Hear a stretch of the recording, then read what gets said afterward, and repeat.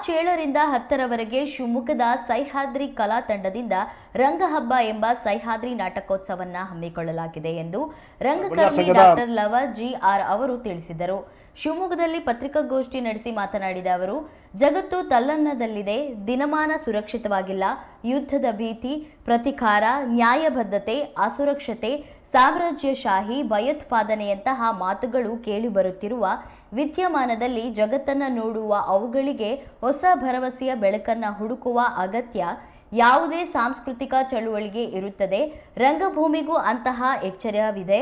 ಇಂತಹ ಎಚ್ಚರದಲ್ಲಿ ಜಗತ್ತಿನ ಮನುಷ್ಯನ ತಲ್ಲಣಗಳನ್ನು ಬಿಂಬಿಸುವ ಸಾಂಸ್ಕೃತಿಕ ಮೌಲ್ಯಗಳು ಗಟ್ಟಿಗೊಳಿಸುವ ನೆಲೆಯಲ್ಲಿ ಜೋಕುಮಾರಸ್ವಾಮಿ, ಈದಿ, ಕಾಲಚಕ್ರ, ರಾಮಕೃಷ್ಣ ಶಿವ ಎಂಬ ವೈವಿಧ್ಯಮಯ ನಾಟಕಗಳನ್ನು ಸಹ್ಯಾದ್ರಿ ನಾಟಕೋತ್ಸವ ಮೂಲಕ ಹೇಳಲಾಗುತ್ತದೆ ಎಂದು ಹೇಳಿದರು. ಸಹ್ಯಾದ್ರಿ ಕಲಾ ತಂಡ ಸುಮನಸ ಕೊಡವೂರು, ಕಲಬುರಗಿ ರಂಗಾಯಣ ಹಾಗೂ ಕರಾವಳಿಯ ನಿರ್ದಿಗಂತ ತಂಡಗಳು ಈ ನಾಟಕಗಳನ್ನು ಪ್ರದರ್ಶಿಸಲಿವೆ. ಮೂರನೇ ದಿವಸಕ್ಕೆ ಪಾಪ ನಿವೇದನೆ ಅನ್ನುವಂಥ ಪ್ಲೇಸ್ಮೆಂಟ್ ಸೆಲ್ಲಿನ ಕಲಾವಿದರಿಂದ ಸಹ್ಯಾದ್ರಿ ಕಲಾ ತಂಡ ರೂಪಿಸಿರುವಂತಹ ನಾಟಕ, ಅದು ಕೂಡ 6:30ಕ್ಕೆ ಆರಂಭವಾಗುತ್ತೆ. ಪ್ರತಿದಿನ ಮಾತ್ರ ನಾಟಕಕ್ಕೆ ಶುರುವಾಗುತ್ತೆ. ಇನ್ನು ಈ ಜೋಕುಮಾರಸ್ವಾಮಿ ನಾಟಕವನ್ನು ಸಿದ್ಧಗೊಳಿಸಲಿಕ್ಕೆ ನಾವು ದಸರಾದಲ್ಲಿ ಕೂಡ ಇದನ್ನು ಸಿದ್ಧ ಮಾಡಿದ್ವಿ. ಅದಕ್ಕೆ ಜನರು ಈ ನಾಟಕವನ್ನು ಮರು ಪ್ರದರ್ಶನ ಮಾಡಬೇಕು, ಆ ಟೈಮಲ್ಲಿ ನಮಗೆ ನೋಡಲಿಕ್ಕೆ ಆಗಲಿಲ್ಲ ಅನ್ನುವಂಥ ಸಂಗತಿಗಳನ್ನು ಕೇಳ್ಕೊಳ್ತಾ ಇದ್ದಿದ್ದರಿಂದ ಮತ್ತೆ ಹೇಗೆ ಮಾಡೋದು ಅನ್ನುತ್ತಾ ಒಂದು ನಾಟಕೋತ್ಸವನ್ನೇ ಮಾಡೋಣ ಅನ್ನುವಂಥ ಆಲೋಚನೆ ಬಂತು. ಅದಕ್ಕೆ ನಮಗೆ ಕೈ ಜೋಡಿಸಿದವರು ಕುಪ್ಪಯ್ಯ ಅಧ್ಯಕ್ಷರು ಮತ್ತು ಪದಾಧಿಕಾರಿಗಳು, ದೇವರು ಕ್ಷೇಮಾಭಿವೃದ್ಧಿ ಸಂಘ ಮತ್ತು ಮಹಾನಗರ ಪಾಲಿಕೆ. ಇವಾಗಲೂ ಕೂಡ ನಮಗೆ ಈ ಎರಡೂ ಸಂಸ್ಥೆಗಳು ನಮಗೆ ನೆರವನ್ನು ಕೊಡ್ತಾ ಇದ್ದಾವೆ.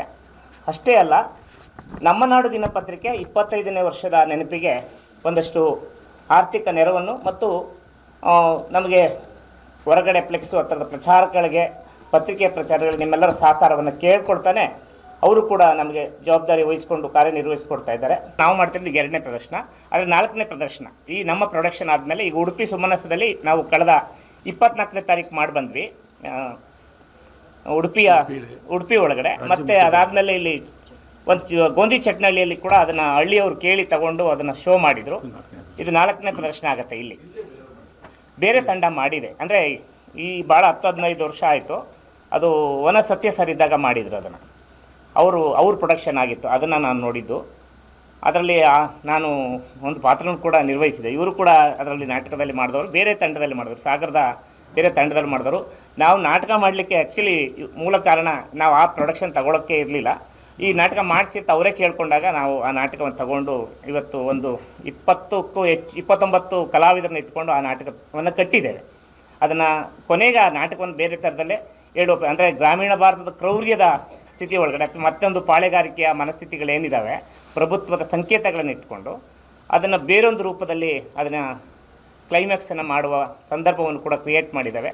ಮತ್ತೊಂದು ಈ ಸಾವು, ಕೊಲೆ, ಹಿಂಸೆಯ ಹೊರತಾಗಿ ಅಹಿಂಸೆಯ ಸಂಗತಿಗಳನ್ನು ಕೂಡ ಅಲ್ಲಿ ಒಂದು ರಘುಪತಿ ರಾಜಾರಾಮನ್ ಅಂತ ಗೀತೆಯೊಂದಿಗೆ ನಾಟಕ ಎಂಡಾಗ್ತದೆ. ಆ ಥರದಲ್ಲಿ ಅದನ್ನು ರೂಪಿಸ್ಕೊಂಡಿದ್ದಾರೆ. ಇನ್ನು 3 ನಾಟಕಗಳು ಬೇರೆ ಬೇರೆಯ ಭಾಗದಿಂದ ಬರ್ತಾ ಇರೋದ್ರಿಂದ ಎಲ್ಲ ನಾಟಕಗಳು ತುಂಬ ಗಂಭೀರವಾಗಿ ಮತ್ತು ಹೆಚ್ಚು ಪ್ರೊಡಕ್ಷನ್ ಕಾಸ್ಟನ್ನು ಪಡ್ಕೊಂಡು ತಯಾರಾಗಿರುವಂಥ ನಾಟಕಗಳು, ತುಂಬ ಒಳ್ಳೆಯ ನಾಟಕಗಳಾಗಿದ್ದಾವೆ. ಮತ್ತು ನಮ್ಮ ಅನೇಕ ಗೆಳೆಯರು ಅದನ್ನು ಫೇಸ್ಬುಕ್ ಮತ್ತು ವಾಟ್ಸಪ್ಗಳಲ್ಲಿ ನೋಡಿದವರು ಉತ್ತಮವಾದ ನಾಟಕಗಳು, ಒಳ್ಳೆಯ ನಾಟಕಗಳು ಬರ್ತಾ ಇದ್ದಾವೆ ಶಿವಮೊಗ್ಗಕ್ಕೆ ಅನ್ನುವಂಥ ಮಾತುಗಳನ್ನು ಕೂಡ ಉಲ್ಲೇಖ ಮಾಡಿದ್ದಾರೆ.